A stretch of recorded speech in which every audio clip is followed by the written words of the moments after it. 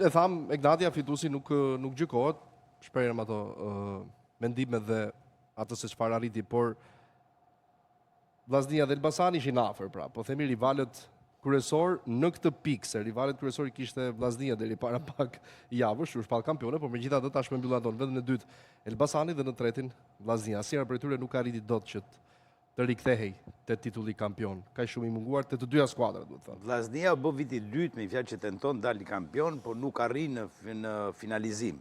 Dhe këtu mund të jenë një sër problemesh, kupton? Dhe unë them që ndërsa Elbasani, ai që më pëlqeu që Elbasani pati oscilacionet e vete, por ishte një ekip shumë i fortë, shumë i egër në fushën e saj, një tifozëri të mrekullueshme, edhe Vllaznia me një tifozëri shumë të mrekullueshme.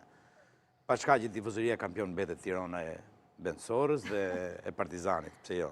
Por tentuan, patën këto tre neshjet, fitoi eksperjenca, do thoja unë, Egnadiës ka gëzofin e kampionit dhe dinti marrë këto neshje. Elbasani kishte ngarkesë emocionale, edhe në ndeshjet para Egnadiës, kur luajtë me Partizanin, pra kishte edhe në fushën e vet, pra dëshira e madhe për të dalë kampion, por në fund fare është ai lapsi i holl që